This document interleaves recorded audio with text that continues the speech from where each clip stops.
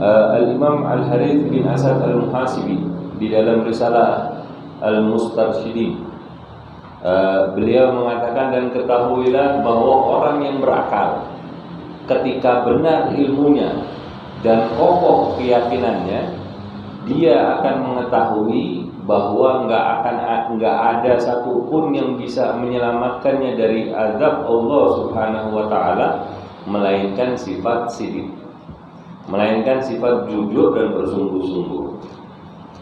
Orang kalau ilmunya benar, kalau dia punya keyakinan yang kuat, maka dia akan bersifat jujur, akan bersifat dengan sifat ini.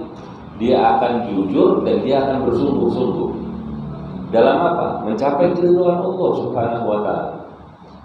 Karena nggak ada gunanya orang kalau punya ilmu dan dia pendiriannya kokoh, dia akan sadar nggak ada gunanya ilmu, amalnya, ibadahnya, segala macamnya. Dia akan tahu bahwa nggak ada yang bisa dia tutup-tutupi dari Allah Subhanahu wa taala. Nggak ada yang bisa kita tutupi. Apa yang bisa kita tutupi? Kalau benar ilmunya kita, mungkin kadang-kadang kita maksiat diam-diam. Artinya ilmu kita belum benar, keyakinan kita masih lemah, masih suka kok maksiat diam-diam. Apa bisa dia maksiat dari luput dari Allah Subhanahu wa taala? Enggak bisa. Akan mendapatkan azab itu dari Allah Subhanahu wa taala kalau kita tidak bertaubat. Pasti diadab sama Allah Subhanahu wa taala. Akan diadab dia sama Allah Subhanahu wa taala. Maka orang yang benar ilmunya dan kokoh keyakinannya, nah ini kita berusaha untuk memperbaiki keimanan kita dan memperkokoh keyakinan kita. Dengan apa? Dengan selalu menghadirkan kesadaran di dalam diri kita bahwa Allah selalu menyaksikan. Allahumma Allah syahid. Allah bersama kita dan Allah menyaksikan apa yang kita lakukan. Kalau kita mau jujur, kalau kita maksiat kecil-kecilan, tetap bakal diazab sama Allah. Apa yang bisa bikin kita selamat dari azabnya Allah? Ya bersifat jujur. Jujur.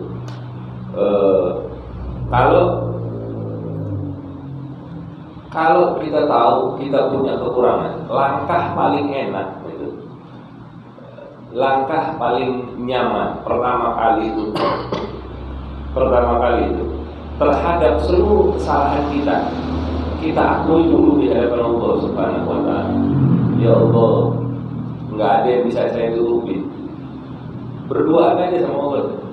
Saya pelaku maksiat benar. Saya orangnya sombong benar. Saya masih punya sifat riya di dalam hati saya. Akui seluruh perbuatan kita. Yang bisa kita ingat, akui semua. Jujur sama Allah. Kemudian berusaha untuk bersungguh-sungguh, ya Allah, saya nggak mau lagi begitu. Nanti itu bagaimana bisa seriusnya? Nikmati aja waktu berdoa sama Allah ketika kita tahajud misalnya, atau ketika di rumah nggak ada orang, atau ketika bahkan lagi sakit. Biasanya enak tuh kalau lagi sakit. Jadi kadang-kala sakit itu menjadi kenikmatan. Karena apa? Karena kita bisa, biasanya orang kalau udah sakit, ini saya rasain sendiri. Kalau udah sakit, aduh kayaknya saya nggak bakal lama lagi nih hidup. Ini udah gini, udah terasa gitu. Badan sudah mulai menua, kekuatan sudah mulai menurun, tapi maksiat masih jalan terus. Ya Allah, saya akui, saya ini nggak punya apa-apaan lagi. Kesalahan saya banyak, maksiat yang saya lakukan ini, itu. Akui aja sudah. Minta maaf, jujur lagi. Jujur, nggak usah ada ditutupin. Jangan di depan Allah masih nutupin, nyari alasan. Ya Allah, seolah-olah ya. Kalau kita berhadapan sama Allah, mempertanggungjawabkan seluruh perbuatan kita, segala perbuatan yang kita cari ilatnya di dunia ini, kita cari alasannya, pengecualiannya di dunia, bahwa saya curi misalnya, saya mencuri, tapi di dunia kita bisa berkelit bahwa ini saya nggak mencuri kok, saya melakukan ini itu, supaya ada alasan saya tidak mencuri. Atau saya melakukan maksiat? Enggak, saya nggak melakukan maksiat. Saya melakukannya ini karena terpaksa misalnya. Karena ini kita di dunia bisa beralasan, tapi kalau di hadapan Allah, ente mau alasan apa? Kita mau alasan apa di hadapan Allah? Apa bisa? Gak bisa. Maka jadikan sifat itu jujur di hadapan Allah Subhanahu wa Ta'ala. Karena kalau kita jujur sama diri kita bahwa kita melakukan maksiat dan kita adukan itu sama Allah, benar ya Allah, saya nggak ada pembelaan apa-apa, saya emang bersalah, saya ngelakuin maksiat itu, saya lakukan penipuan itu, saya lakukan kecurangan itu, saya lakukan ini, saya lakukan itu, benar ya Allah, nggak ada pembelaan. Dan saya lakukan itu dalam keadaan saya begini, begitu. Sekarang ya Allah, saya datang kepadamu, saya minta pengampunan. Saya berusaha mulai saat ini bersungguh-sungguh untuk bisa begini, begitu. Coba lakukan, tak berasa enak. Karena dengan kita melakukan itu, kita akan selamat dari azabnya Allah Subhanahu wa Ta'ala. Allah ini bukan raja yang keji. Asal kita mau ngaku aja dan kita minta ampunannya, pasti dikasih kok Allah. Ud'uni astajib lakum. Mintalah kepada aku, pasti akan aku kabulkan. Punya keyakinan itu, ya. Dan Allah pasti akan mengampuni hamba-hambanya buat mereka yang mau mengakui kesalahannya dan bersungguh-sungguh bertobat dan memperbaiki kehidupannya ke depan. Sehingga orang-orang yang punya sifat sidik tadi itu, yang benar ilmunya, kokoh keyakinannya, maka orang-orang ini akan berusaha untuk mencari sifat sidik, sifat jujur, sifat bersungguh-sungguh. Namanya mencari. Pasti dia akan belajar dan berusaha menerapkan. Karena pelajaran ini bukan pelajarannya otak, bukan. Pelajaran ini pelajarannya hati. Bagaimana kita bisa menggunakan, bagaimana kita memikirkan segala sesuatunya hanya untuk akal aja, tanpa kita terapkan di dalam hati kita, kemudian kita terapkan di dalam kehidupan kita, maka ilmu yang nyampe ke orang nggak ada manfaatnya. Jadi dia berusaha untuk mencari sifat sidik dengan dan mempelajari akhlak orang-orang yang berperilaku sidik. Kenapa dia berusaha mencari? Kenapa dia mempelajari perilaku mereka? Karena orang yang punya sifat sidik tadi ini, yang berusaha mencari kemudian mempelajari akhlaknya, orang itu sangat menginginkan kehidupan, dia menginginkan hidup untuk persiapan akhiratnya. Kita ini kan hidup di dunia sementara, benar? Paling berapa tahun sih kita? Ini yang sekarang ada, belum tentu minggu depan masih ada, belum tentu besok kan masih ada, belum tentu setahun lagi kita masih ketemu. Ya. Boleh jadi yang tua duluan yang meninggal, boleh jadi yang muda duluan yang meninggal, kan gitu. Nggak ada yang tahu. Tapi buat orang-orang yang sidik, dia akan mempelajari, dia akan mencari, dan dia akan mempelajari, berusaha untuk menerapkan di sisa hidupnya, yang kita nggak tahu berapa lama sisa hidup kita. Buat apa? Persiapan negeri akhirat kita sebelum datang kematian. Maka kalau kita sekarang kita dengar Habib Umar di dalam kitabnya, beliau mengatakan seperti itu, ya kita usaha aja. Kita berusaha untuk mencari, kita berusaha untuk mempelajari, kita berusaha untuk menerapkannya di dalam kehidupan kita. Walaupun cuma sedikit yang bisa kita cari, bisa kita pelajari, bisa kita terapkan. Walaupun cuma sedikit. Yang penting usaha, ada usaha mencari menjadi seorang yang memiliki sifat sidik. Sehingga kata Habib Umar, ia korbankan Tadi kan dikatakan dia mengorbankan segala dengan segala kemampuannya terhadap hal-hal yang bisa dia korbankan dari yang kecil untuk mendapatkan sesuatu yang lebih besar, sehingga dia mengorbankan hartanya. Jadi ini kan miris kalau keadaan kita sekarang. Kalau mau sekolah formal, bayarnya berani jor-joran, ada sekolah internasionalnya. Dia mengharapkan anaknya punya ilmu dunianya kok. Tapi giliran urusan soal agama, bayar 25.000 sebulan, orang males. Katanya ini kan urusan agama, harusnya ikhlas dong dulunya. Giliran urusan agama disuruh ikhlas. Giliran urusan dunia, rela mereka bayar mahal-mahal. Ya. Harusnya kita terbalik. Urusan agama kita jor-joran, karena agama ini bakal kita bawa setelah kita mati. Sedangkan dunia kita mati selesai urusan. Ya. Dia korbankan hartanya dan dirinya dia korbankan. Artinya dia mungkin nggak dapeti kesenangan seperti yang orang lain yang mencari dunia mendapatkan kesenangannya. Mungkin dia nggak punya waktu untuk bersenang-senang seperti teman-temannya. Dia sibuk sama urusan dunianya.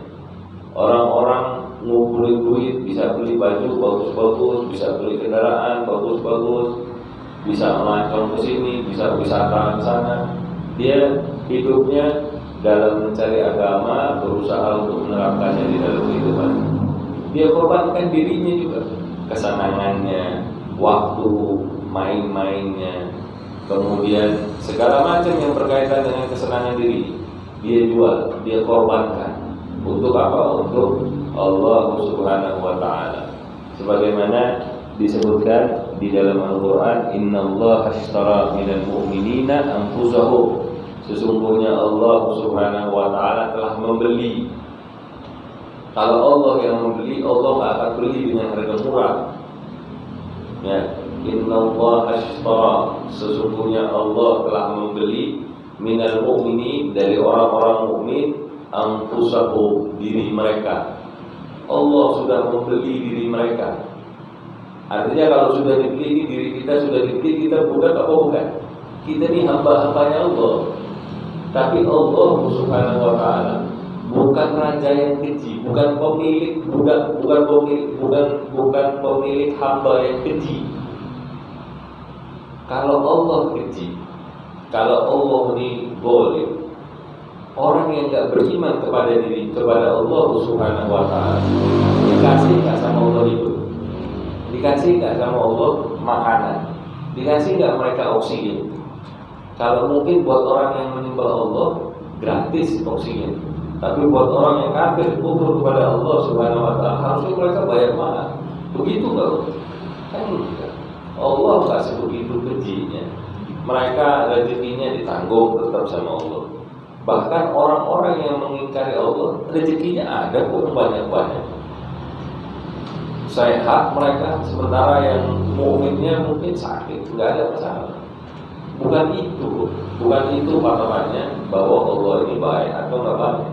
Ntar kalau kita lihat saldo kita di rekening banyak, Allah ini baik sama saya. Giliran saldonya kering, dia tuduh Allahnya kejam sama dia, nggak boleh dia. Innallaha ashtara minal mu'minina anfusahum wa amwalahum, dan harta mereka juga dibeli sama Allah Subhanahu wa Ta'ala. Makanya kita lihat di dalam sejarah bagaimana Sayyidina Abu Bakar ketika diminta sama Rasulullah SAW, ini kita mau berjihad, siapa yang mau melapangkan hartanya di jalan Allah Subhanahu wa Ta'ala. Sayyidina Umar bilang, saya setengahnya ya Rasulullah, setengah hartanya dikasih sama Rasulullah SAW. Tapi ternyata sebelum dia, Sayyidina Abu Bakar sudah memberikan seluruh hartanya. Udah nggak pakai hitung-hitungan lagi. Kenapa? Karena dia sudah punya ilmunya dan dia kokoh keyakinannya bahwa Allah ini pasti akan membalas segala sesuatunya itu dengan sesuatu yang lebih daripada apa yang dia keluarkan di jalan Allah. Allah, innallaha ashtara minal mu'minina anfusahum wa amwalahum bi anna lahumul jannah. Dengan apa sih Allah menggantinya itu? Digantinya itu dengan surga. Bagi mereka itu surga, kenikmatan yang Allah berikan kepada mereka, kenikmatan di akhirat yang nggak pernah dilihat oleh mata, kenikmatannya itu yang nggak pernah didengar oleh telinga, bahkan nggak pernah terbesit di dalam hatinya manusia. Itu yang akan kita dapatkan dari Allah Subhanahu wa Ta'ala. Yo, katanya surga ini begini, begitu, begini, begitu. Itu hanya gambarannya. Gambarannya aja sudah begitu nikmat. Apalagi aslinya. Apalagi asli. Itu yang digambarkan aja kita sudah merasa begitu senang.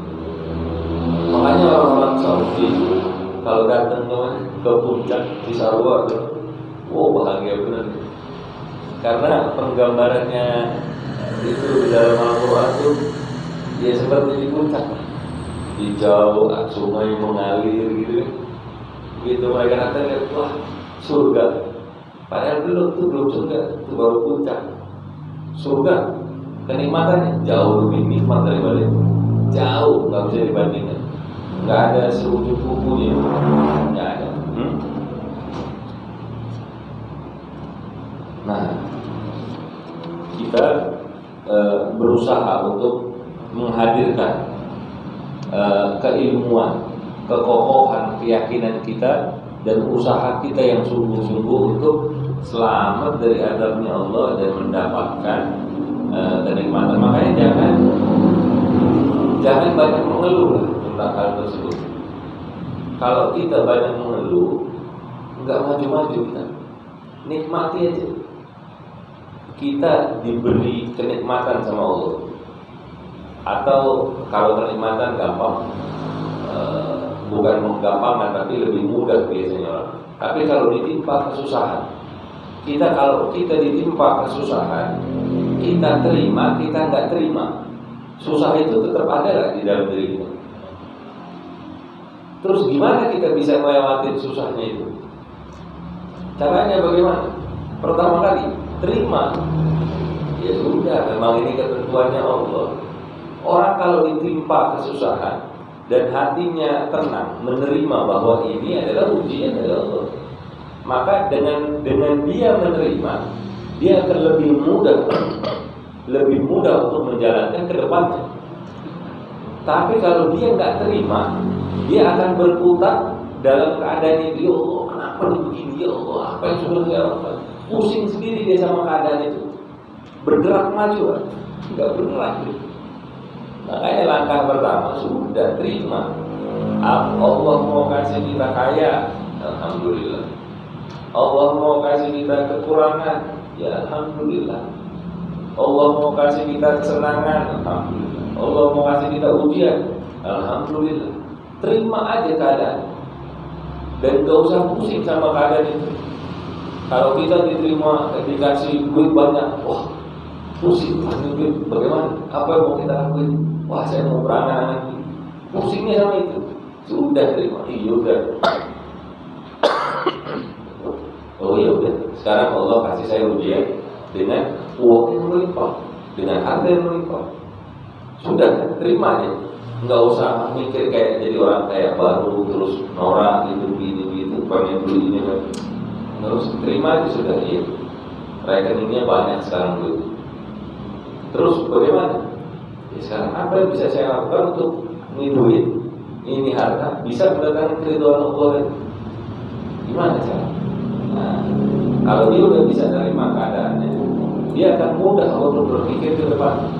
Begitu juga kesusahan. Kalau kita dikasih kesulitan sama Allah, ya udah terima. Jangan protes sama Allah. Kenapa saya dikasih susah? Apa yang sudah saya lakukan?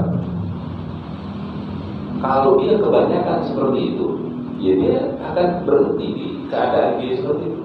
Majunya lama. Terus gimana? Ya udah terima.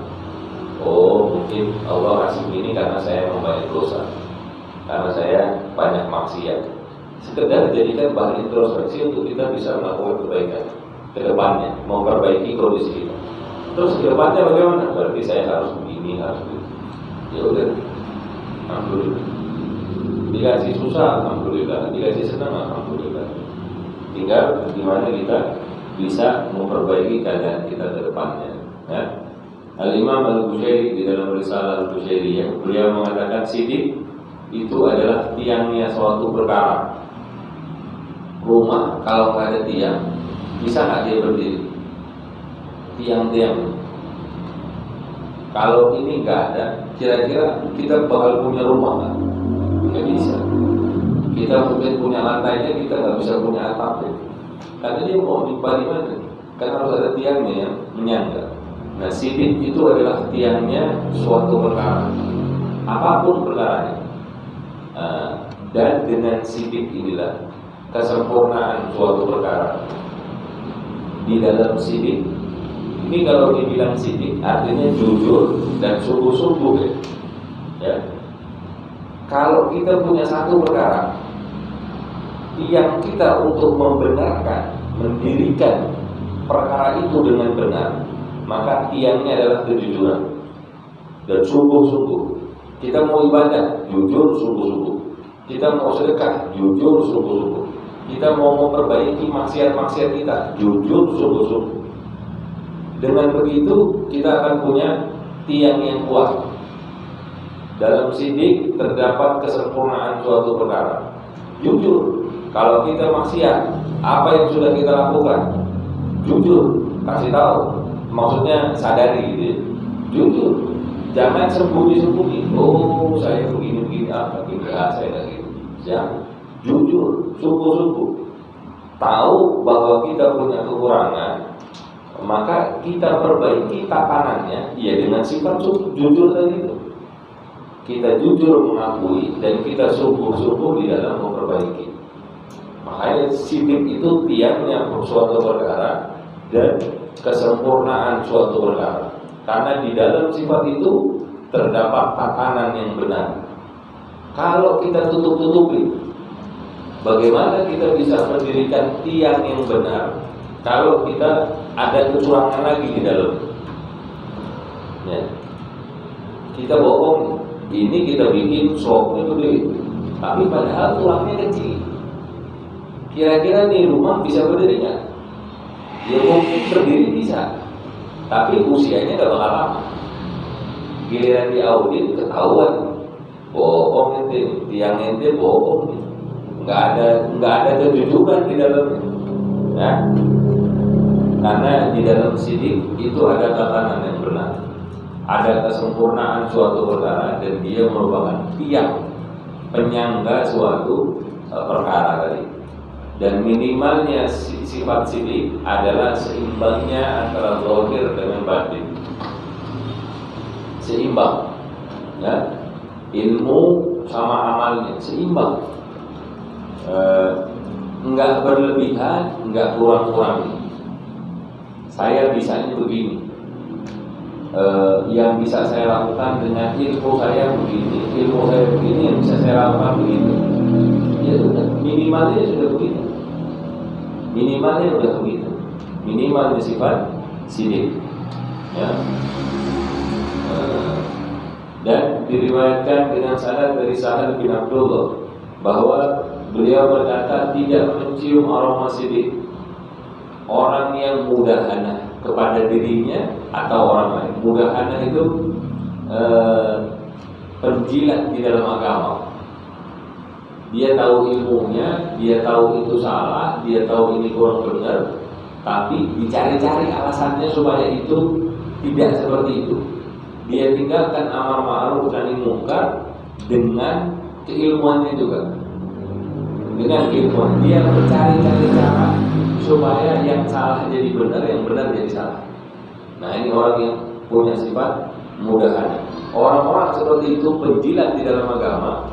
Ini seperti sifatnya para rabi-rabi Yahudi di zaman mereka yang menjilat terhadap pemerintahan. terhadap kekaisaran Romawi pada saat itu, atau siapalah penguasanya.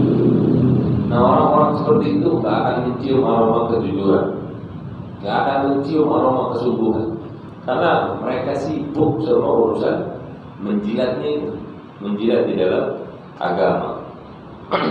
Ya.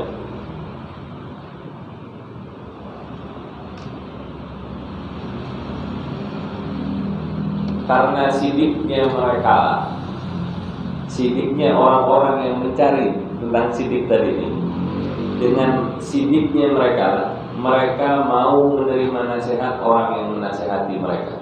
Orang yang punya sifat sidik berusaha mencarinya, berusaha untuk mempelajari akhlaknya, berusaha untuk menerapkannya di dalam kehidupan. Karena sifat sidik mereka itu, mereka mau menerima nasihat orang yang menasihati, dari yang tua mau dari yang muda, dari yang pintar maupun yang bodoh. Karena ilmu itu boleh jadi datang dari orang yang mungkin keilmuannya kita kira di bawah kita kira, tapi ternyata apa yang dikatakan benar, artinya dia sebetulnya lebih pintar juga dari kita pada satu hal tertentu. Pada hal yang lain mungkin berbeda kondisi, ya. Tapi orang yang punya sifat sidik, ya mereka mau terima nasihat. Kalau dia jujur, dia sungguh-sungguh mau mendekat kepada Allah Subhanahu Wa Taala. Nggak ada urusan ana khairun minkum, dan saya lebih baik dari ini. Nah, itu orang punya sifat sidik. Itu orang yang punya sifat sombong. Kalau orang anak-anak yang ngasih tahu, itu anak paling suri. Tadi dibilangin, dikasih nasihat sama kiai kampung, itu dari kampung, ini dari kota. Itu belajarnya dalam negeri, ya luar negeri. Nah, ini orang-orang begini nggak bisa dipegang, ya. Dan mereka, orang yang punya sifat sidik itu tadi, mereka senang dengan nasihat tersebut. Kita kalau salah dinasihatin senang apa enggak? Biasanya kan nggak suka. Dinasihatin itu kayak luka dikasih betadin, dibersihin pakai air misalnya. Luka nih disiram pakai air, sakit ya? Nah, tapi kan tujuannya buat bersih. Ya jangan air lah, misalnya alkohol gitu. Alkohol obat ya, bukan alkohol minuman. Nasihat itu kayak begitu. Tapi tujuannya bagus buat membersihin supaya luka kita enggak infeksi. Nah, nasihat itu kayak gitu. Nah, kita kalau dikasih nasihat, artinya kita harus siap merasakan sakit. Tapi orang yang punya sifat sidik, jujur, dia sungguh-sungguh ingin mendekat kepada Allah, ya begitu pun, ya dia nggak ada masalah. Dia terima tetap. Bahkan dia bisa mengambil manfaat dari orang yang benci sama dia. Orang benci sama dia, dikata-katain, diungkapkan segala kekurangannya. Orang yang punya sifat sidik ingin mendekat kepada Allah, dia nggak ada urusan mau direndahkan, mau dimuliakan, mau dihinakan, nggak ada masalah. Kalau yang dia bilang itu benar, orang yang benci sama dia membeberkan kepada dia aib-aib kita, kekurangan-kekurangan kita. Alhamdulillah, kita sudah ngasih tahu anak kekurangan. Ada lagi kan? Seperti yang dilakukan oleh Sayyidina Ali Zainal Abidin. Didatangi sama seorang, dicaci maki, dibongkar aib-aibnya. Sebetulnya dia nggak melakukan juga. Sayyidina Ali Zainal Abidin, katanya Sayyidina Ali Zainal Abidin, alhamdulillah, sebetulnya yang ente nggak tahu kekurangan anda lebih banyak lagi. Tapi ente sudah kasih tahu anda kekurangan. Ada yang punya duit sekian, 1000 dinar, sekian, pokoknya dikasih duit banyak. Ini buat ente, karena sudah memberikan kepada anda aib-aib, kekurangan. Orang itu yang tadinya benci sama Sayyidina Ali Zainal Abidin, Ibn Husain bin Ali bin Abi Thalib. Orang itu tadinya benci, malah digituin. Dulu artinya, saya bersaksi bahwa engkau adalah cucunya Rasulullah SAW. Zaman itu zaman fitnah, malah digituin Sayyidina Ali Zainal Abidin, malah dibalikin dengan cara yang baik. Dia bisa mengambil manfaat dari orang yang membenci dan memusuhi mereka, dan orang yang berkata di antara mereka mengatakan, orang yang paling aku sukai adalah orang yang menghadiahkan kepada aku kekurangan-kekurangan. Makanya kalau kita direndahkan sama orang, enggak usah dilawan. Kekurangan kita, tinggal yang perlu kita perbaiki cara pandangnya kita. Bagaimana hati kita bisa melihat keadaan-keadaan itu. Kita dikasih kekurangan sama Allah, gimana hati kita bisa melihatnya itu sebagai suatu kebaikan. Kita dikasih sakit sama Allah, bagaimana kita bisa menyikapi sakit itu sebagai suatu karunia dari Allah Subhanahu wa Ta'ala. Ada satu orang itu dikisahkan, saya lupa namanya, tapi dia matanya buta,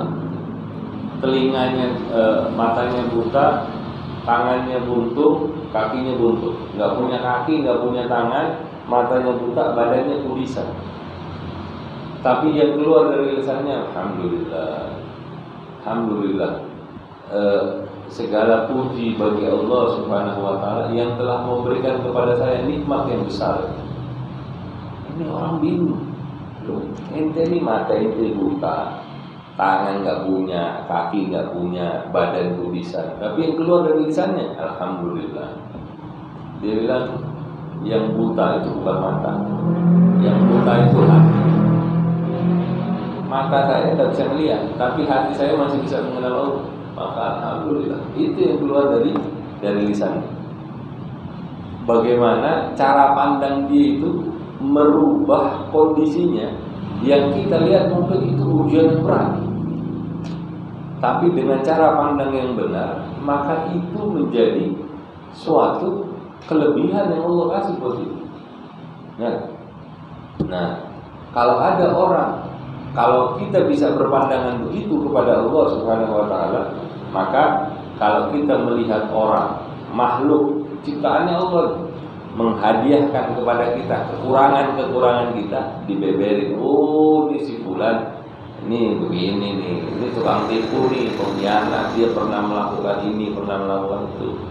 Ya mungkin hati si manusiawi ya, mungkin kita ini kan orang biasa, pasti ada sakit hatinya.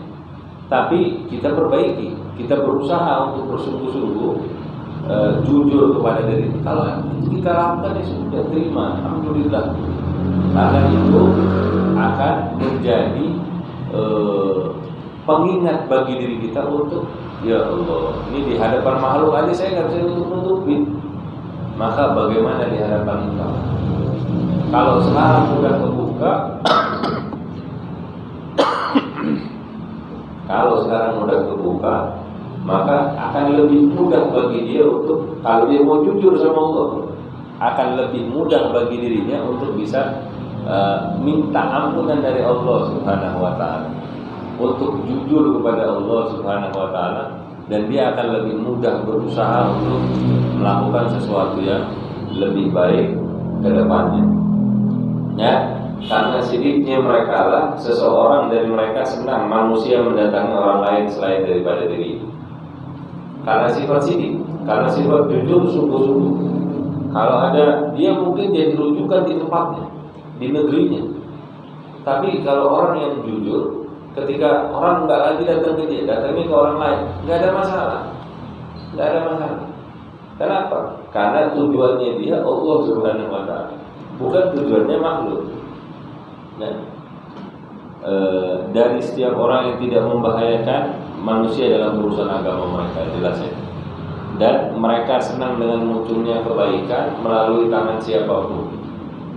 Ini nggak perlu kita memonopoli kebaikan. Saya bisa melakukannya cuma ini. Yang bisa saya lakukan kebaikan ini. Kalau ada orang lain melakukan kebaikan dengan cara yang berbeda, yang lain seperti yang kita lakukan, nggak usah direndah-rendahkan. Dia kan begini tuh, karena dia nggak usah begitu. Kalau emang dia melakukan kebaikan, ya Alhamdulillah, sokong juga kebaikan. Bukan teman kita kan, nggak ada urusan mau teman mau musuh. Kalau dia melakukan kebaikan, berbahagia dengan kebaikan itu. Karena kebaikan itu muncul dari tangan siapapun, dia nggak ada masalah. Tujuannya bukan untuk jago-jagoan di hadapan manusia, bukan mendapatkan kedudukan di mata manusia. Tujuannya sama. Kita semua ingin mendekat kepada Allah Subhanahu wa taala dengan memperbanyak kebaikan. Kita bisa melakukan, alhamdulillah. Orang lain bisa melakukan, alhamdulillah. Tambah banyak orang yang bisa melakukan kebaikan, tambah senang kita. Kenapa? Karena kita semua bisa bareng-bareng melakukan kebaikan sesuai dengan apa yang bisa kita lakukan untuk bisa mendekat kepada Allah Subhanahu wa taala. Ya, semoga Allah Subhanahu wa taala menjadikan di dalam hati kita kesadaran dulu bahwa tujuan kita adalah untuk menuju kepada Allah Subhanahu wa taala. Semoga Allah memberikan kepada kita semua sifat jujur dan sungguh-sungguh.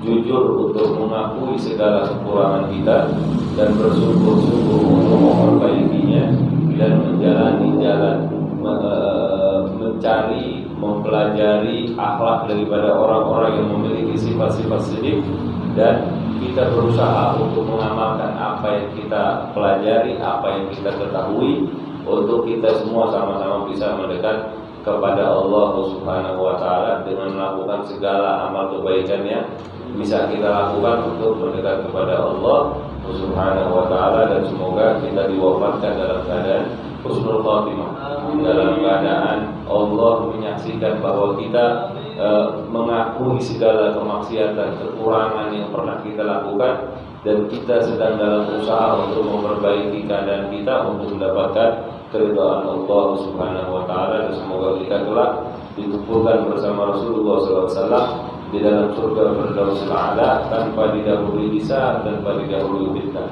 Kita, pasangan hidup kita, orang tua kita, anak-anak kita, saudara-saudara kita, semua yang kita kenal dan semua yang mengenal kita, ala hadhihi niyyah wa li kulli niyyatin shalihah wa ila hadratin nabi Muhammad sallallahu alaihi wasallam bisirr-Fatihah. Subhanakallahumma wa bihamdika asyhadu an la ilaha illa anta astaghfiruka wa atubu ilaik. Kurang lebihnya dari saya mohon maaf. Wassalamualaikum warahmatullahi wabarakatuh.